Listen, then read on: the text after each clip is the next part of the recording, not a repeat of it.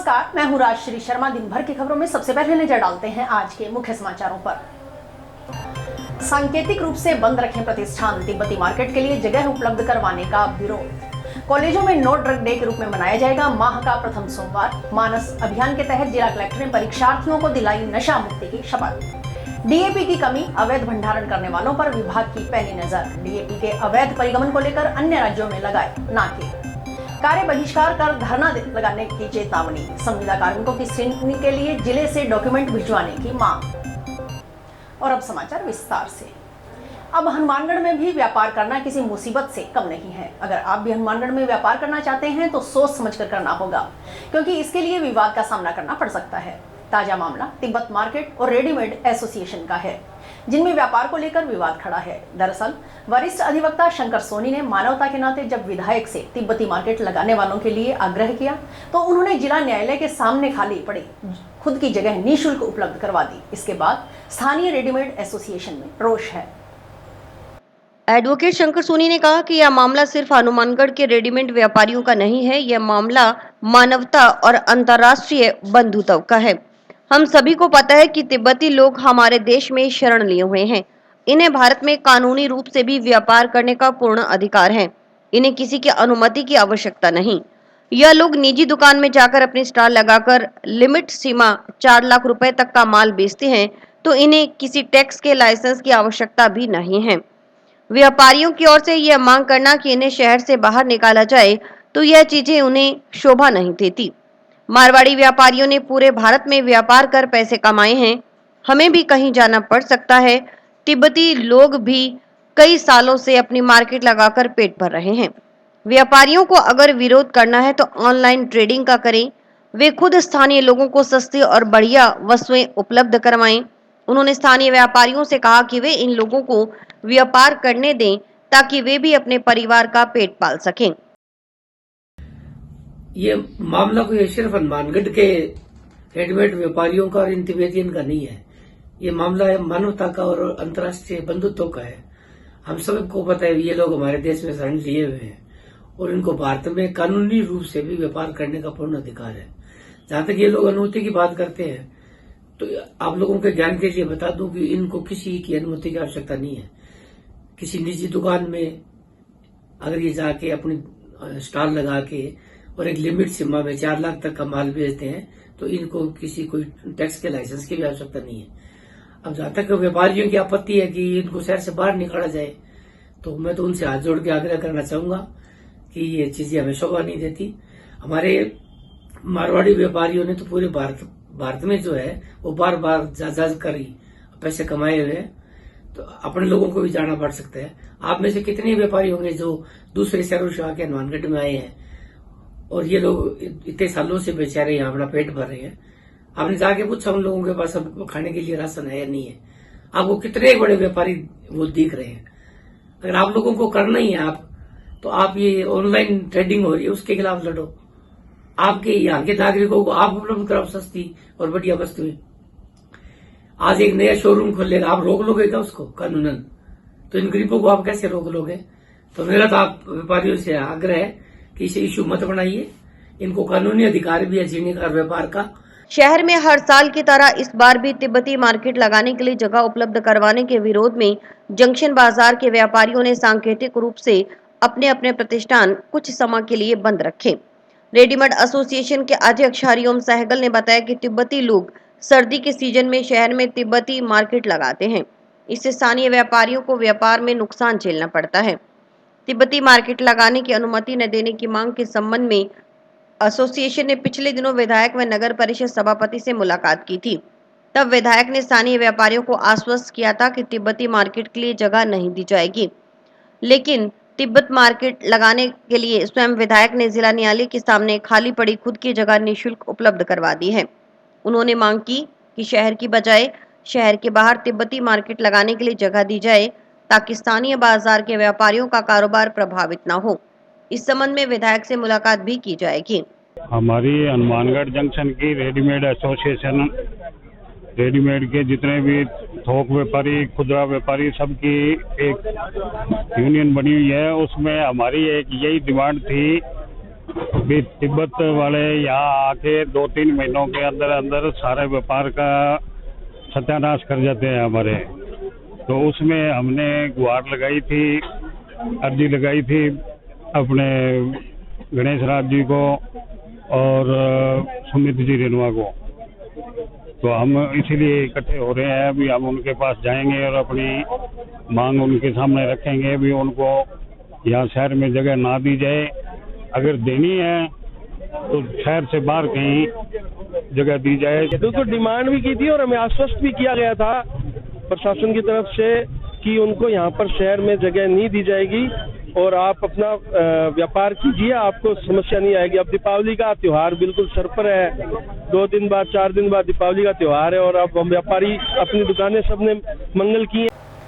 जिले के 41 केंद्रों पर समान पात्रता परीक्षा देने गुरुवार को आए परीक्षार्थियों को मानस अभियान के तहत नशा मुक्त रहने की शपथ दिलाई गई। इसी कड़ी में टाउन के व्यापार मंडल कन्या महाविद्यालय में बनाए गए केंद्र में परीक्षा देने पहुंचे छात्र छात्राओं को जिला कलेक्टर कानाराम ने नशा मुक्ति की शपथ दिलाई, साथ ही युवाओं को नशे के दुष्परिणाम बताए। इस मौके पर जिला कलेक्टर कानाराम ने बताया कि काफी संख्या में युवा नशे के आदी हो चुके हैं। प्रशासन की ओर से नशे के खिलाफ मानस अभियान चलाया जा रहा है। सीईटी परीक्षा में बड़ी संख्या में युवाओं ने हिस्सा लिया है। इन सभी युवाओं को नशा मुक्त हनुमानगढ़ के लिए प्रेरित करने के लिए 3 दिन तक केंद्रों पर नशा मुक्त रहने की शपथ दिलाकर उन्हें नशे के खिलाफ जागरूक किया गया। प्रशासन का पूरा प्रयास है कि नशे के दुष्प्रभाव के बारे में अवगत करवाते हुए जिले के सभी युवाओं तक पहुंचकर उन्हें जागरूक किया जाए। उन्होंने बताया कि अब तक जिले में करीब 40,000 युवा नशा मुक्ति की ई शपथ ले चुके हैं। विभिन्न तरह की कार्यशालाओं व गतिविधियों के माध्यम से इन युवाओं को जागरूक किया जा रहा है। अगले माह नवंबर में कॉलेजों पर विशेष फोकस किया जाएगा। हर माह कॉलेज का प्रथम सोमवार नो ड्रग डे के रूप में मनाया जाएगा। इस दौरान कई तरह की गतिविधियां भी की जाएगी। इन गतिविधियों में अच्छा प्रदर्शन करने वाले बच्चों को ब्लॉक और जिला स्तर पर सम्मानित किया जाएगा। नशा मुक्त हनुमानगढ़ के लिए जो मानस अभियान चलाया जा रहा है, इसी कड़ी में जो हमारे सीईटी का एग्जाम हो रहे हैं, सभी केंद्रों पर बड़ी संख्या में युवा आ रहे हैं, क्योंकि नशे के आदी भी युवा ज़्यादा हो रहे हैं। इन सभी युवाओं को नशे मुक्त हनुमानगढ़ के लिए प्रेरित करने के लिए गत 3 दिनों से सभी स्तरों पर उनको शपथ दिलाई जा रही है, उनको जागरूक किया जा रहा है। इसी कड़ी में आज टाउन के अंदर व्यापार मंडल स्कूल्स के अंदर ये कार्यक्रम रखा गया था और अच्छा लगा। व्यापार मंडल की टीम के द्वारा, विद्यालय प्रशासन द्वारा एक अच्छा प्रयास करते हुए इन बच्चों को जो है आज नशे के बारे में जागरूक किया गया।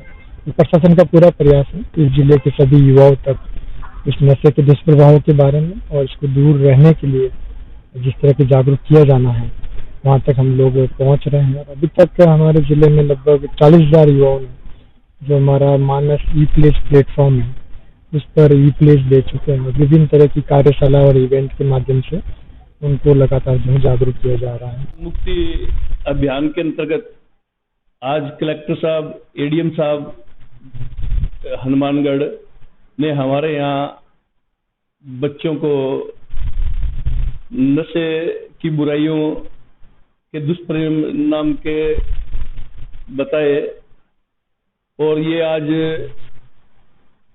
हमारे जिला कलेक्टर कानाराम जी हनुमानगढ़ ने ये अपने स्तर पे बच्चों को नशा से मुक्ति दिलाने के लिए जो अभियान चला रहे हैं, उससे हनुमानगढ़ जिले को एक गर्व की बात है कि हमारे कलेक्टर साहब युवाओं के प्रति इतने जागृत हैं और हमारा ये सौभाग्य रहा कि इन्होंने आज हमारी व्यापार मंडल शिक्षा समिति के प्रांगण में आकर बच्चों को शपथ दिलाई कि इज्जत और नशे से दूर रहने की। डीएपी की कमी के चलते उर्वरक का अवैध भंडारण करने वालों पर कृषि विभाग की पैनी नजर है। डीएपी के अवैध परिगमन को लेकर अन्य राज्यों में नाके लगवाए गए हैं। इंस्पेक्टर के अतिरिक्त अन्य स्तर के अधिकारियों को भी तैनात किया है। कृषि विभाग की ओर से मंडीवार यह चिन्हित करने का प्रयास किया जा रहा है कि किसी की ओर से अधिक मात्रा में उर्वरक का अनाधिकृत भंडारण तो नहीं किया जा रहा। ऐसी अवस्था पाए जाने पर विभाग ने कठोर कार्रवाई करने के साथ लाइसेंस निलंबित करने की चेतावनी दी है। संयुक्त निदेशक योगेश कुमार वर्मा ने बताया कि जिले में डीएपी की कमी चल रही है। जिले में लगभग 35,000 मैट्रिक टन डीएपी और यूरिया की आवश्यकता होती है। जिले में यूरिया भरपूर मात्रा में उपलब्ध है, लेकिन डीएपी की पूरे भारत में कमी नजर आ रही है। राज्य सरकार स्तर पर मुख्यमंत्री की ओर से केंद्रीय कृषि मंत्री से इस बारे में बातचीत की गई। केंद्रीय कृषि मंत्री ने आश्वासन दिया कि राज्य को अधिक से अधिक मात्रा में डीएपी की आपूर्ति होगी। उन्होंने बताया कि जिले में लगभग 35,000 मैट्रिक टन की मांग के विरुद्ध लगभग 20,000 मैट्रिक टन डीएपी अपूर्व की गई। उसमें से अक्टूबर माह में लगभग 5,000 मैट्रिक टन डीएपी प्राप्त हुई। इस मांग के परिप्रेक्ष्य में कृषि विभाग ने विकल्प के रूप में सिंगल सुपर फास्फेट सहित कई कॉम्बिनेशन की अतिरिक्त रैक मंगवाकर आपूर्ति करवाई। जिले के लगभग सभी क्षेत्रों में डीएपी के विकल्प के रूप में कई कॉम्बिनेशन उपलब्ध हैं। उन्होंने बताया कि सरसों में सल्फर की बहुत महत्वपूर्ण भूमिका होती है। सल्फर के उपयोग में से सरसों में तेल की मात्रा भी बढ़ती है। उन्होंने किसानों को सलाह दी कि डीएपी के विकल्प के तौर पर अन्य उर्वरक का प्रयोग करें। उन्होंने बताया कि डीएपी की उपलब्धता कम है, बावजूद इसके डीएपी किसानों को मिले, इसके लिए कुछ प्रशासनिक व्यवस्थाएं भी की गई हैं। प्रत्येक मंडीवार 2 और 3 अधिकारियों की टीम बनाई गई है। मंडी में अधिकारी बैठे हुए हैं, किसान उनसे संपर्क कर सकते हैं। किसानों की सुविधा के आधार पर कॉम्बिनेशन लेकर उचित मात्रा में फसल की आवश्यकता अनुसार कम से कम कीमत में उपलब्ध करवाने के प्रयास किए जा रहे हैं। 15 नवंबर तक करीब 10,000 मैट्रिक टन डीएपी की अतिरिक्त आपूर्ति के लिए जिला कलेक्टर की ओर से राज्य सरकार को पत्र भेजा गया है। सभी जिला प्रतिनिधियों की ओर से भी राज्य सरकार से मांग की जा रही है। वीसी के दौरान बताया गया कि जिले को लगभग 19,000 मैट्रिक टन की आपूर्ति की जाएगी। अन्य उर्वरक की अतिरिक्त आपूर्ति जिले को हो चुकी है। किसानों को घबराने की आवश्यकता नहीं है। अन्य राज्यों में डीएपी के अवैध परिगमन को लेकर नाके लगवाए जा चुके हैं। यूरिया और डीएपी के अवैध भंडारण पर कार्रवाई की जा रही है। जिले में डीएपी की कमी चल रही है। जिले में लगभग 35,000 मैट्रिक टन डीएपी और लगभग 1 लाख मैट्रिक टन यूरिया की आवश्यकता होती है। यूरिया भरपूर मात्रा में जिले में उपलब्ध है, लेकिन डीएपी की अंतर्राष्ट्रीय युद्धों के कारण ट्रांसपोर्ट की समस्या को देखते हुए पूरे भारत में कमी नजर आ रही है। राज्य सरकार के स्तर पर माननीय मुख्यमंत्री द्वारा केंद्रीय कृषि मंत्री से इस बारे में बातचीत की गई। कृषि मंत्री ने आश्वासन दिया है कि राज्य को अधिक से अधिक मात्रा में डीएपी की आपूर्ति होगी। जिले में लगभग 35,000 एमटी की मांग के विरुद्ध लगभग 20,000 एमटी अप्रूव की गई है। इसमें से अक्टूबर माह में लगभग 5,000 एमटी हमें प्राप्त हुई है। इस मांग के परिप्रेक्ष्य में हमने किसानों के विकल्प के रूप में एसएसपी और एनपीके कई कॉम्बिनेशन की अतिरिक्त रैकें मंगाकर आपूर्ति करवाई गई है। जिले के लगभग सभी क्षेत्रों में डीएपी के विकल्प के रूप में एसएसपी के कई कॉम्बिनेशन और एसएसपी उपलब्ध है। संविदा कार्मिकों की स्क्रीनिंग के लिए जिले से स्टेट को डॉक्यूमेंट भिजवाए जाने के संबंध में मनरेगा योजना अंतर्गत नियोजित संविदा कार्मिकों ने गुरुवार को जिला कलेक्टर और जिला परिषद के मुख्य कार्यकारी अधिकारी को ज्ञापन सौंपा। संविदा कार्मिकों ने 2 दिन में स्टेट को सूचना नहीं भिजवाए जाने पर सोमवार से कार्य बहिष्कार कर धरना शुरू करने की चेतावनी दी।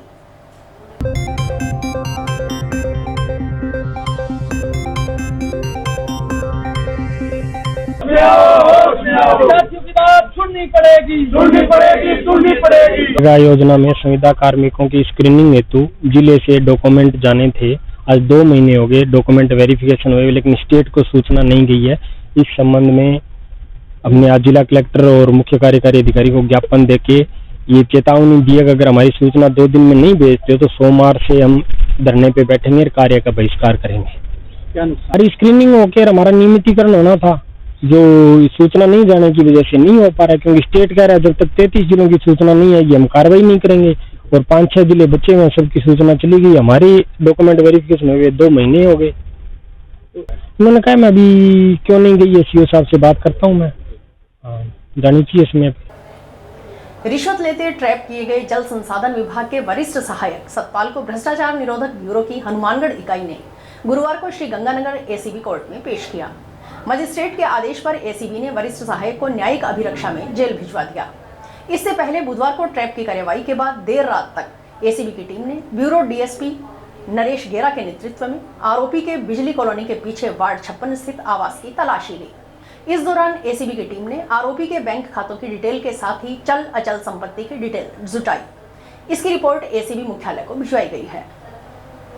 एसीबी की ओर से जल संसाधन विभाग के अन्य अधिकारियों की भूमिका की भी जांच की जा रही है। एसीबी हनुमानगढ़ के पुलिस उप अधीक्षक नरेश गैरा ने बताया कि आरोपी के मकान की सर्च की रिपोर्ट बनाकर मुख्यालय को प्रेषित की गई है।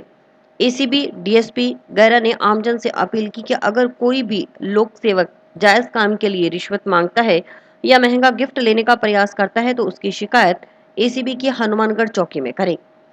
भ्रष्टाचार निरोधक ब्यूरो के हेल्पलाइन नंबर 1064 पर भी शिकायत की जा सकती है।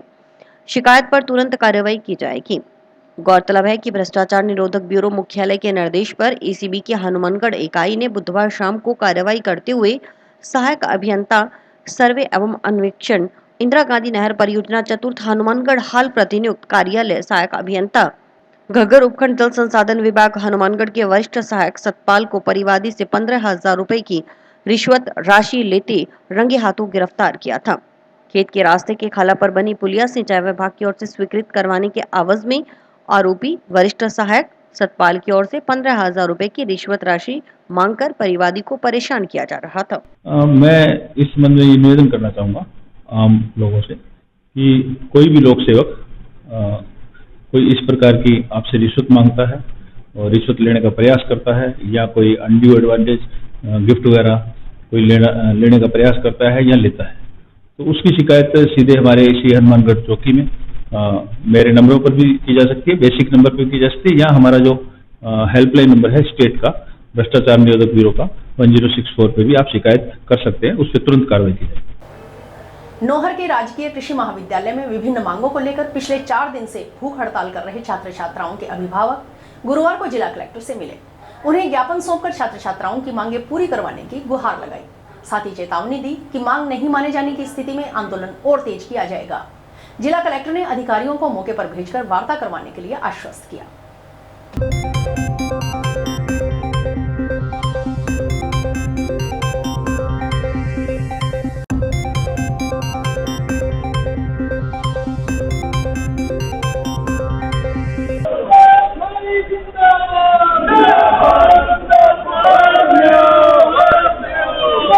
आज हम जिला मुख्यालय पर जिला कलेक्टर महोदय को आज चिट्ठी भेजी है, हमने दी है, ज्ञापन सौंपा है। हमने मांग की है कि नोर के राजकीय कृषि महाविद्यालय में कई दिनों से विद्यार्थी आज चौथा दिन है भूख हड़ताल पर। अभी कोई प्रशासन और सरकार उनकी कोई मांग सुन नहीं रही है। कृषि के विद्यार्थियों को जिस तरह से नजरअंदाज किया जा रहा है, राजस्थान की कृषि और खेती करने वाले बच्चों को कैसे तकनीक से आगे खेती आगे बढ़ेगी, उन बच्चों को जो लेक्चरार, लेब, लाइब्रेरी और उनके नोडल अधिकारी को चयन करने की मांग, उनकी कोई सुनवाई नहीं हो रही है। जेट पेपर पत्रकार मुद्दे जो तोड़ करके बच्चे आए राजस्थान से, उनका किराया लग रहा है, उनको पढ़ाई नहीं हो रही, इसका दर्द छलक रहा है। इनके गार्जियन आज साथ में आए हुए हैं, उन्होंने ये मांग की है कि हमारी बात अगर नहीं मानी जाती है तो हम लड़ाई को और तेज करेंगे। और कलेक्टर महोदय ने कहा है कि हम सकारात्मक है और अभी बात करेंगे और अभी उनके पास में भेजेंगे अधिकारी। मेरी भी बच्ची पढ़ रही है यहाँ पूनम, उन्होंने वहां से फोन किया है कि लगातार हम प्रताड़ित हो रहे हैं। द्वितीय साल की छात्रा है, इसलिए बच्चों को लगातार क्लासें मिले, उस नोडल अधिकारी को हटाया जाए, वहां लगातार खेल की और लाइब्रेरी की व्यवस्था की जाए, इसी मांग को लेकर। और हमें कलेक्टर महोदय ने आश्वस्त किया है कि जल्द आपकी मांगों पर गौर करके उन नोडल अधिकारी। वहीं इससे पहले 8 दिन के धरना प्रदर्शन व भूख हड़ताल के बाद विद्यार्थियों को आखिरकार नोडल अधिकारी मिल गया। नोहर के स्थानीय कृषि महाविद्यालय में 8 दिनों से विद्यार्थियों द्वारा कक्षाओं का बहिष्कार और धरना प्रदर्शन किया जा रहा है। वहीं 5 दिन से छात्र अनशन पर बैठे थे। 8 दिन चले इस आंदोलन में विद्यार्थियों की अधिकतर मांगे स्थानीय स्तर पर पूरी हो चुकी थी, परंतु नोडल अधिकारी बदलने की मांग आज पूरी हुई। इसके बाद अध्यक्ष संदीप वर्मा व किसान नेता मंगेश चौधरी द्वारा अनशन पर बैठे विद्यार्थियों को जूस पिलाकर अनशन तुड़वाया गया।